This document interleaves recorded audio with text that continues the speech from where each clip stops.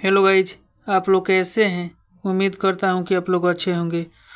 Physics के एक महत्वपूर्ण टॉपिक लाइट के 15 प्रश्नों को हम यहाँ डिस्कस करने वाले हैं, जो विभिन्न परीक्षाओं में पूछे गए प्रश्न हैं। आइए इन प्रश्नों का अध्ययन करते हैं। प्रश्न संख्या 16। रेटिना का नेत्र द्वारा निर्मित प्रतिबिंब होता है वास्तविक, उल्टा और छोटा होता है। प्रश्न संख्या 16 का ऑप्शन नंबर डी। प्रश्न संख्या 17।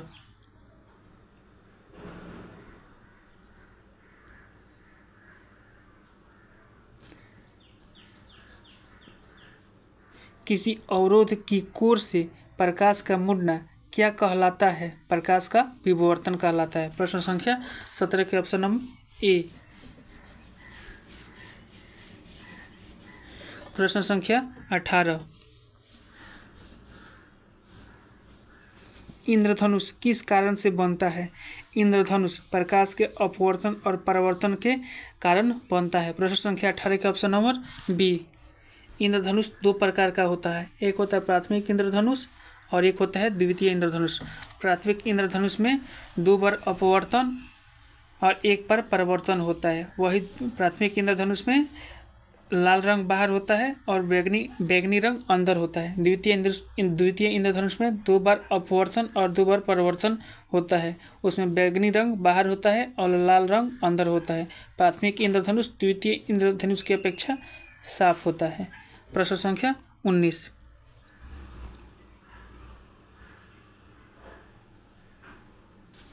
सूर्योदय और सूर्यास्त के समय वायुमंडल में लालिमा किस कारण छा जाती है? प्रकाश के प्रकीर्णन के कारण सूर्योदय एवं सूर्यास्त के समय सूर्य का लाल दिखाई देना प्रकाश के प्रकीर्णन के कारण है। प्रश्न संख्या 19 के ऑप्शन नंबर सी।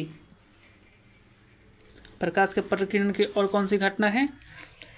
आकाश का नीला दिखाई देना, समुद्र का पानी का नीला दिखाई देना, बादल का सफ़ेद दिखाई देना, ये सब प्रकाश के प्रकीर्णन के कारण होता है। ठीक है। प्रश्न संख्या 20।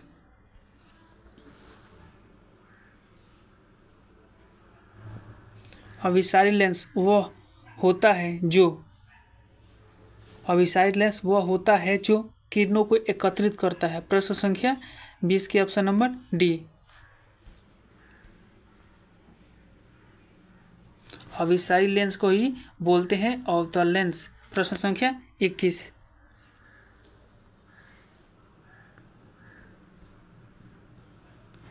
निम्नलिखित में से कौन सा सिद्धांत प्रकाश के तरंग प्रकृति की पुष्टि करता है? व्यतिकरण का सिद्धांत प्रकाश के तरंग प्रकृति का पुष्टि करता है। ठीक है। तरंग कण मतलब तरंग कण को पुष्टि करता है। प्रश्न संख्या 21 का ऑप्शन नंबर ए।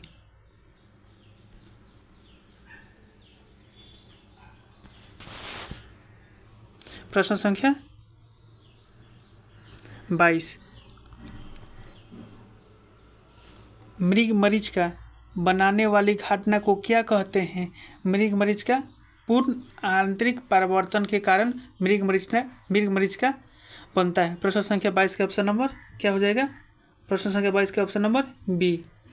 हीरे का चमकना पूर्ण आंतरिक परिवर्तन के कारण है। ठीक है। कांच में आई दरार का चमकना पूर्ण आंतरिक परिवर्तन के उदाहरण है। रेगिस्तान में मरीचिका का बनना वही है पूर्ण आंतरिक परिवर्तन के उदाहरण है। जल में पड़ी परखनली का चमकना, कांच में आई दरार का चमकना, ये सब प्रकाश के पूर्ण आंतरिक परिवर्तन के कारण है। Total internal reflection of light. ठीक है। उसी को बोलते हैं प्रकाश का पूर्ण आंतरिक परिवर्तन। प्रश्न संख्या 23। इंद्रधनुष किस रंग का विक्षेपण अधिक होता है? इंद्रधनुष में यहाँ होना चाहिए। इंद्रधनुष में किस रंग का विक्षेपण अधिक होता है? सबसे अधिक विक्षेपण होता है बैगनी रंग का और सबसे कम विक्षेपण होता है किसका? लाल रंग का। तो प्रश्न संख्या 23 का ऑप्शन नंबर क्या हो जाएगा? सी। प्रश्न संख्या 24। अपसारी लेंस वह होता है जो किरणों को फैलाता है। अभिसारी लेंस किरणों को इकट्ठा करता है, मतलब एकत्रित करता है। अपसारी लेंस किरणों को नहीं। अभिसाइड लेंस किरणों को क्या करता है, एकत्रित करता है। अपसाइड लेंस किरणों को फैलाता है। अपसाइड लेंस को ही बोलते हैं उत्तल लेंस। प्रश्न संख्या 24 का ऑप्शन नंबर डी। प्रश्न संख्या 25, प्रकाश के चिकने पृष्ठ से टकराकर वापस लौटने की घटना को कहते हैं, प्रकाश का परावर्तन कहते हैं। प्रश्न संख्या 25 के ऑप्शन नंबर ए। प्रश्न संख्या 26, तरल से भरे हुए बीकर का तल किस कारण से कुछ ऊपर उठा हुआ दिखाई देता है, प्रकाश के अपवर्तन के कारण कुछ ऊपर उठा हुआ दिखाई देता है। प्रश्न संख्या 26 के ऑप्शन नंबर क्या हो जाएगा, बी। तारे का टिमटिमाना, तारे का टिमटिमाना प्रकाश के अपवर्तन कारण दिखाई देता है। मछली अपनी वास्तविक गहराई से कुछ ऊपर उठी हुई दिखाई देती है। पानी बाल्टी में पड़े हुए सिक्का अपनी गहराई से थोड़ा ऊंचा हुआ दिखाई देता है। पानी में पड़ी हुई छड़ी टेढ़ी मेढ़ी दिखाई देती है। सब प्रकाश के अपवर्तन के कारण, ठीक है। प्रश्न संख्या 27, सूखा बालू चमकीला क्यों दिखाई देता है जबकि गीला बालू धुतिहीन होता है, किसके कारण, प्रकाश के परावर्तन के कारण सूखा बालू चमकीला दिखाई देता है और गीला बालू धुतिहीन दिखाई देता है। प्रश्न संख्या 27 का ऑप्शन नंबर सी। प्रश्न संख्या 28, डाईऑप्टर किसकी इकाई है, डाईऑप्टर लेंस की क्षमता की इकाई है, ठीक है। प्रश्न संख्या 28 के ऑप्शन नंबर डी। प्रश्न संख्या 29, डी बराबर होता है 1/f, जहाँ f मीटर में होना चाहिए। प्रश्न संख्या 29, प्रकाश का वेग सबसे पहले किसने ज्ञात किया, प्रकाश का वेग 1676 ईस्वी में रोमर ने ज्ञात किया। उस प्रकाश का वेग 3 × 10⁸ मीटर प्रति सेकेंड होता है। प्रश्न संख्या 29 का ऑप्शन नंबर ए। प्रश्न संख्या 30,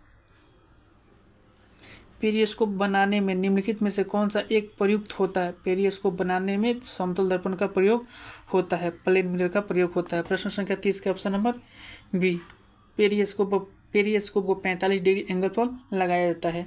प्रश्न संख्या 30 के ऑप्शन नंबर क्या हो जाएगा, बी। प्रश्न संख्या 31 को भी देख लेते हैं। प्रश्न संख्या 31,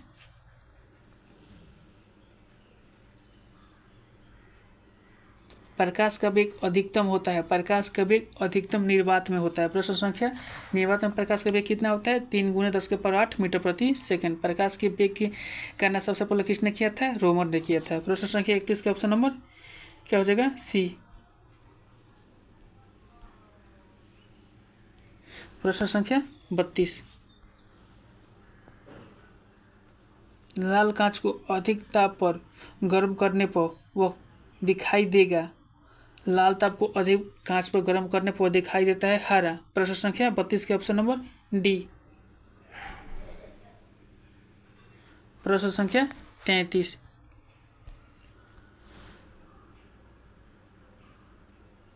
एक उत्तल लेंस को जब पानी में डुबाया जाता है तो उसकी क्षमता, उत्तल लेंस को पानी में डुबाया जाता है तो उसकी क्षमता घट जाती है। प्रश्न संख्या 33 के ऑप्शन नंबर क्या हो जाएगा, ए। प्रश्न संख्या 33 का ऑप्शन नंबर ए।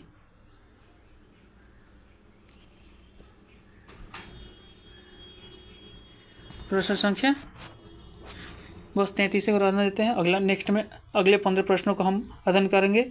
हेलो दोस्त, आप लोगों को वीडियो कैसा लगा, वीडियो अच्छा लगता है तो वीडियो को लाइक करिए, चैनल को सब्सक्राइब करिए, साथ ही साथ कमेंट करिए, अपना सुझाव दीजिए हमें किस